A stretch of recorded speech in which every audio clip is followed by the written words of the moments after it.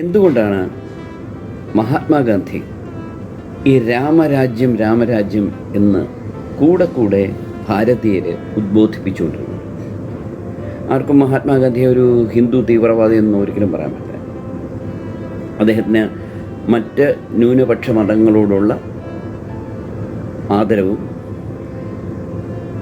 ആ മതങ്ങളിൽ വിശ്വസിക്കുന്ന ജനങ്ങളോടുള്ള സഹകരണവും ഒരുപക്ഷെ അദ്ദേഹത്തിന് ഏറ്റവും കൂടുതൽ പ്രതിബന്ധങ്ങൾ രാഷ്ട്രീയ ജീവിതത്തിൽ ഉണ്ടാക്കിയിട്ടുള്ളത് ആ ഒരു കാര്യമാണ്. അദ്ദേഹം രഘുപതി രാഘവ രാജാറാം പതീത പാവന സീതാറാം എന്ന് പാടിയതിൻ്റെ കൂട്ടത്തിൽ ഒരു ഭജനാണ്.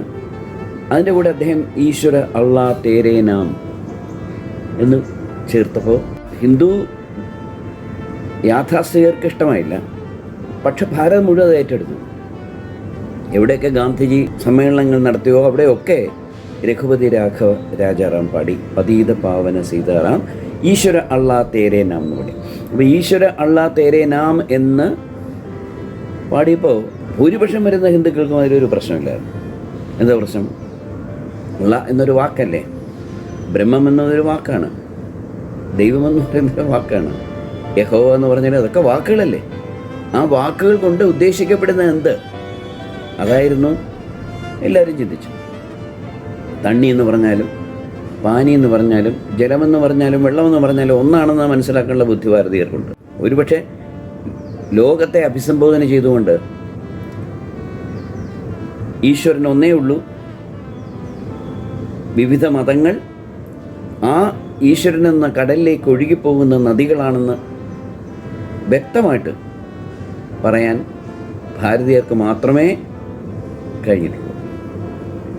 ഞാനൊരു സർവമത കോൺഫറൻസ് വിളിച്ചിട്ട് അതിൽ ഇന്ത്യയിലെ ലോകത്തിലെ തന്നെ ഒരുപാട് മത നേതാക്കൾ വന്നിരുന്നു, എല്ലാ മതങ്ങളുടെയും നേതാക്കൾ വന്നിരുന്നു. അവിടെ സ്റ്റേജിൽ പ്രസംഗിക്കുമ്പോൾ ഞാനൊരു ചോദ്യം ചോദിച്ചു. ഈ കോൺഫറൻസിൽ വെച്ച്, അത് UN കീഴിൽ നടത്തുന്ന കോൺഫറൻസ്, ഈ കോൺഫറൻസിൽ വെച്ച് നമുക്കെല്ലാം കൂടെ ഒരു തീരുമാനം എടുക്കാമോ? എന്താണ്? ഹിന്ദു മതമുണ്ട്, ഇസ്ലാം മതമുണ്ട്, ക്രിസ്തു മതമുണ്ട്, ബുദ്ധമതമുണ്ട്, ജൈന മതമുണ്ട്, സിഖ് മതമുണ്ട്, പാഴ്സി മതമുണ്ട്, എല്ലാ മതങ്ങളുണ്ട്, അറിഞ്ഞുകൂടാത്ത പല മതങ്ങളുണ്ട്. ആ മതങ്ങളുടെയൊക്കെ നേതാക്കന്മാരാണല്ലോ നമ്മളൊക്കെ. നമുക്കൊരു തീരുമാനം എടുക്കാം ലോകത്തിന് വേണ്ടി. ലോകത്ത് ഒരു ഈശ്വരനേ ഉള്ളൂ. ആ ഈശ്വരനിലേക്കുള്ള വിവിധ പാതകളാണ് മതങ്ങൾ. ഇന്ന് നമുക്കൊരു തീരുമാനം എടുക്കാം. ഈ ഒരു കോൺഫറൻസ് വിളിച്ച് അത് തീരുമാനമെടുത്താൽ അത് ഒരു ഗംഭീര വിജയമായിരിക്കും. നമുക്കിപ്പോൾ ആ തീരുമാനം എടുക്കാം. എന്നിട്ട് ഞാൻ ഈ വലിയ മതനേതാക്കളെയൊക്കെ സൂക്ഷിച്ച് നോക്കിയിട്ടുണ്ട്. അവിടെ നിന്ന് എല്ലാവരും ഒന്ന് കൈപൊക്കി ഒരൊറ്റ ഈശ്വരനേ ഉള്ളൂ എന്ന് പറഞ്ഞാൽ ഒരുപാട് പ്രശ്നങ്ങൾ പരിഹരിക്കും. ഒന്നുമില്ലെങ്കിൽ അടുത്ത തലമുറയ്ക്കെങ്കിലും ആ പ്രശ്നങ്ങൾ പരിഹരിക്കാൻ പറ്റും. എൻ്റെ വീട്ടിലെ ടെറസിൽ നിന്ന് നോക്കുമ്പോൾ കാണുന്ന ചന്ദ്രൻ തന്നെയാണ് നിങ്ങളുടെ വീട്ടിലെ ടെറസിൽ നോക്കുമ്പോഴും കാണുന്നത്. ബോധ്യപ്പെടണമെങ്കിൽ ഞാൻ എൻ്റെ ഗേറ്റ് തുറന്ന് നിങ്ങളുടെ ഒരിടത്തിൽ വന്ന് ആ വീട്ടിനകത്ത് കയറി ടെറസിൽ നിന്ന് നോക്കിയാൽ മതി. അപ്പോൾ മനസ്സിലാവും. ഇസ്ലാം മതം അള്ളാഹു എന്ന് പറയുന്നതും ഹിന്ദുക്കൾ ദൈവം എന്ന് പറയുന്നതും യഹോവ എന്ന് ക്രിസ്ത്യാനികൾ പറയുന്നതും യഹൂദന്മാർ പറയുന്നതും ഒക്കെ ഒരു ഈശ്വരൻ തന്നെയാണ്. അങ്ങനെയല്ലേ ആവാൻ വഴിയുള്ളൂ. സ്വല്പമെങ്കിലും യുക്തിയുള്ള ആളുകൾക്ക് അത് മനസ്സിലാവും. അത് പിന്നെ അങ്ങ് സമ്മതിച്ചാൽ എന്താ, നമുക്ക് തീരുമാനിക്കാം. ഇപ്പോൾ ഈ നിമിഷം കൈപൊക്കി എല്ലാവരും ലോകത്ത് ഒരു ഈശ്വരനേ ഉള്ളൂ എന്ന് പറയാണ്. പക്ഷേ ആരും കൈപൊക്കിയില്ല. അപ്പോൾ ഞാൻ അവരോട് പറഞ്ഞു, ഇതാണ് നമ്മുടെ വലിയ പ്രശ്നം. മത നേതാക്കന്മാരെ ഹിപ്പോക്രിറ്റുകൾ എന്ന് ലോകം പറയുന്നത് അതുകൊണ്ടാണ്. വ്യക്തിപരമായ സംഭാഷണങ്ങളിൽ എല്ലാവരും പറയും ആ ഈശ്വരനിലേക്ക് പോകുന്ന വിവിധ പദ്ധതികളാണ്, അല്ലെങ്കിൽ വിവിധ സമ്പ്രദായങ്ങളാണ് മതങ്ങൾ, വ്യക്തിപരമായി പറയും. പക്ഷേ ലോകത്തിൻ്റെ മുമ്പിൽ കൈവിരൽ ചൂണ്ടിക്കൊണ്ട് ലോകത്തൊരു ഈശ്വരനേ ഉള്ളൂ, ആ ഈശ്വരനിലേക്കുള്ള വിവിധ പാതകളാണ് മതങ്ങൾ എന്ന് പറയാനുള്ള ധൈര്യം മത നേതാക്കന്മാർക്കില്ല. അതാണ് നമ്മുടെ ഏറ്റവും വലിയ പ്രശ്നം ഞാൻ പറഞ്ഞു. അത് കഴിഞ്ഞിട്ട് ഞാൻ ആ സദസ്സിൽ നിന്ന് ഇറങ്ങി വന്നപ്പോൾ എന്നെ ഒരാൾ ഓടി വന്ന് കെട്ടിപ്പിടിച്ചു.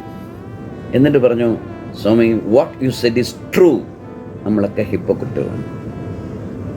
അദ്ദേഹം ഒരു ഇന്ത്യക്കാരനായിരുന്നു. അദ്ദേഹം ഒരു കാത്തലിക് ബിഷപ്പായിരുന്നു, മലയാളിയായിരുന്നു അദ്ദേഹം. അപ്പോൾ ഇതാണ് പ്രോബ്ലം. രാമരാജ്യത്തെ സംബന്ധിച്ചിടത്തോളം രാമരാജ്യം എന്ന് പറയുന്നത് ഒരു തിയോക്രറ്റിക്കൽ സ്റ്റേറ്റ് അല്ല, ആവാൻ പറ്റില്ല. എന്ന് പറഞ്ഞാൽ രാമൻ അങ്ങനെ ഒരാളല്ല. അതാണ് രാമൻ്റെ ജീവിതം നിങ്ങളെടുത്ത് നോക്കൂ. അദ്ദേഹം മറ്റുള്ളവരെ വല്ലാണ്ട് ബഹുമാനിച്ചിരുന്നു. ഒരുപക്ഷെ കൂടെ നിന്നവർ പോലും ഞെട്ടിപ്പോകുന്ന രീതിയിൽ അദ്ദേഹം ശത്രുക്കളെ പോലും ബഹുമാനിച്ചിരുന്നു. ഈ യുദ്ധം നടക്കുന്ന ദിവസം ആദ്യത്തെ ഒരു മണിക്കൂർ കൊണ്ട് തന്നെ രാവണൻ പരാജിതനായിപ്പോയി. രാവണൻ്റെ കൊടിക്കൂറ തെറിപ്പിച്ചു ശ്രീരാമൻ. അദ്ദേഹത്തിൻ്റെ തേര് തവിട് പൊടിയാക്കി. അദ്ദേഹത്തിൻ്റെ കുതിരകളൊക്കെ കൊന്നുകളഞ്ഞു. അദ്ദേഹത്തിൻ്റെ അമ്മുമ്പിലും തകർത്തെറിഞ്ഞു. അവസാനം രാവണൻ വാളുകളുമായിട്ട് ചാടി ഇറങ്ങി ആ വാളുകളെയും ശ്രീരാമൻ്റെ ബാണങ്ങൾ തെറിപ്പിച്ചു. രാവണൻ അന്തം വിട്ട് നിന്നുപോയി. രാവണൻ മുന്നിൽ കണ്ടു മരണം, പരാജയം. പക്ഷേ ശ്രീരാമൻ അത് ചെയ്തില്ല, കൊന്നില്ല, തോൽപ്പിച്ചില്ല. മറ്റുള്ളവർ രാമനോട് പറയുന്നു ഇതാണ് ഏറ്റവും നല്ല സന്ദർഭം. പക്ഷേ ശ്രീരാമൻ ചെയ്തത് തേരിൽ നിന്ന് ഇറങ്ങി രാവണൻ്റെ മുമ്പിൽ നിന്നിട്ട് ചോദിച്ചു, എന്തു പറ്റി രാവണൻ? യഥാർത്ഥ രാവണൻ ഇങ്ങനെ അല്ലല്ലോ യുദ്ധം ചെയ്യുന്നത്, എന്തു പറ്റിയെന്ന്. അപ്പോൾ രാവണൻ അല്പനേരം തല കുമ്പിട്ട് നിന്നിട്ട് പറഞ്ഞു, ഇന്നലെ രാത്രി മുഴുവൻ ഞാൻ ഉറങ്ങിയിട്ടില്ല, അതിൻ്റെ ക്ഷീണം എനിക്ക് നന്നായിട്ടുണ്ട്. അപ്പോൾ ശ്രീരാമൻ ചെയ്തത് ആ യുദ്ധം മാറ്റിവെക്കുകയാണ്. അതായത് ഇന്ന് നമുക്ക് വേണ്ട യുദ്ധം ചെയ്യാം. പോയി നന്നായിട്ടൊരു ഗുളിയൊക്കെ കുളിച്ച് നല്ല വിശ്രമിച്ചിട്ട് നാളെ സ്മാർട്ടായിട്ട് വരും, നമുക്ക് യുദ്ധം ചെയ്യാം. കാര്യം ക്ഷീണം വന്ന് തളർന്നു നിൽക്കുന്ന ഒരു എതിരാളിയെ തോൽപ്പിക്കാൻ എനിക്ക് ആഗ്രഹമില്ല. അങ്ങനെയുള്ള രാവണനല്ല എനിക്ക് തോൽപ്പിക്കേണ്ടത്. അതുകൊണ്ട് അങ്ങ് ധൈര്യമായിട്ട് പോകും, ഇന്നത്തെ യുദ്ധം വേണ്ട, ഞങ്ങൾ വയ്ക്കാം. ഇതാണ് രാമൻ. രാമൻ്റെ വ്യക്തിത്വം അതാണ്. അയോധ്യയിലേക്ക് മടങ്ങി ചെല്ലുമ്പോൾ രാമൻ ചോദിച്ച ആദ്യത്തെ ചോദ്യം കൈകേയി എങ്ങനെ ഇരിക്കുന്നു എന്നാണ്. തൻ്റെ അമ്മയെ കൗസല്യയെക്കുറിച്ചോ സുമിത്രയെക്കുറിച്ചോ ഒന്നുമല്ല അദ്ദേഹം ചോദിച്ചത്.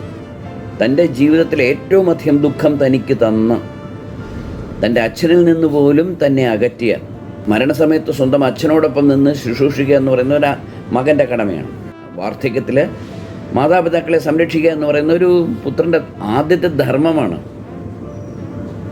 ആ ധർമ്മം ശ്രീരാമന് ചെയ്യാൻ പറ്റില്ല. ഭരതനാണ് കാട്ടിൽ വന്ന് ശ്രീരാമനോട് പറയുന്നത് അച്ഛൻ മരിച്ചു എന്ന്. പിന്നെ അദ്ദേഹം കണ്ണുനീരോടുകൂടി അച്ഛന് വേണ്ടിയുള്ള ശ്രാദ്ധമൊക്കെ ചെയ്യുന്നതായിട്ട് രാമായണത്തിലുണ്ട്. എല്ലാ തരത്തിലും അത് സ്വന്തം മകനെ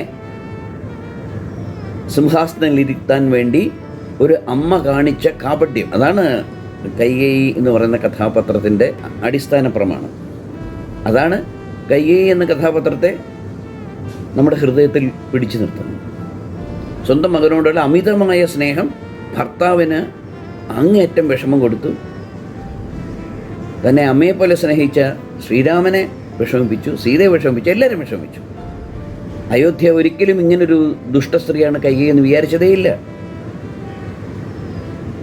അങ്ങനെ രാമൻ ഏറ്റവും അധികം ദുഃഖം ജീവിതത്തിൽ കൊടുത്ത ആളാണ് കൈകേയി.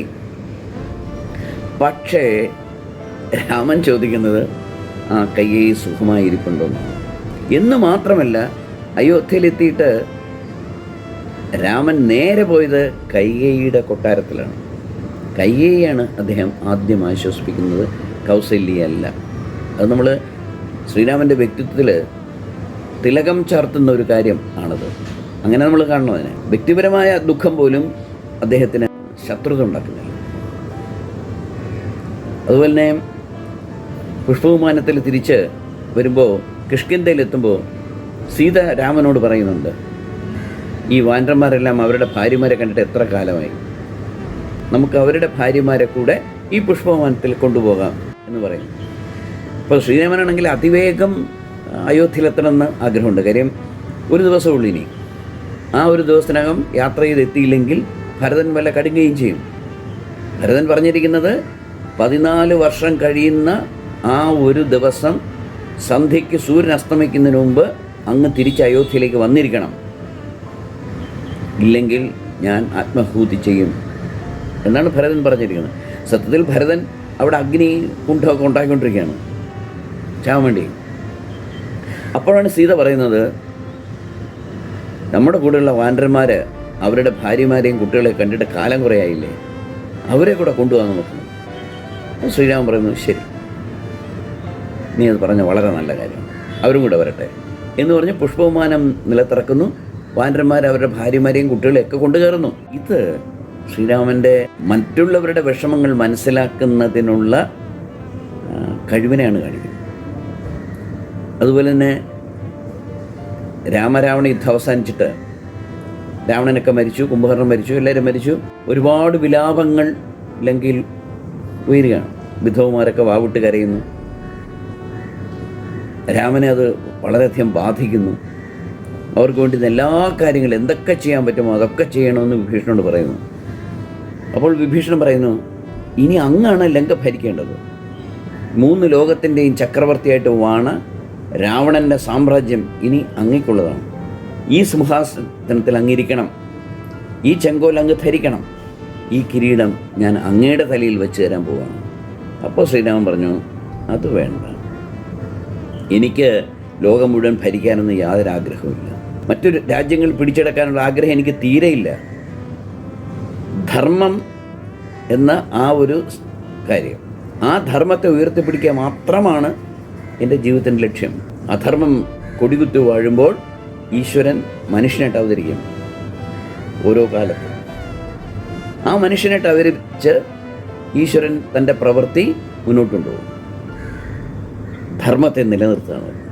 ആ ധർമ്മമില്ലെങ്കിൽ ഈ പ്രപഞ്ചമേ നശിച്ചു പോകും. അപ്പോൾ സമൂഹത്തിൽ അധർമ്മം കൊടികുത്തി വാഴാൻ തുടങ്ങുമ്പോൾ ഈശ്വരാവതാരം വരണം. അങ്ങനെ വന്നൊരവതാരമാണ് ഞാൻ. അല്ലാതെ ഭൂമി ഭരിക്കാനൊന്നും എനിക്ക് ആവശ്യമില്ല. അവിടെ നമ്മൾ കാണുന്നു ഒരു യഥാർത്ഥ ഭാരതീയ സംസ്കാരമുള്ള ഒരു രാജാവ്. അദ്ദേഹം വിഭീഷണനെയാണ് രാജാവായിട്ട് വാഴിക്കുന്നത്.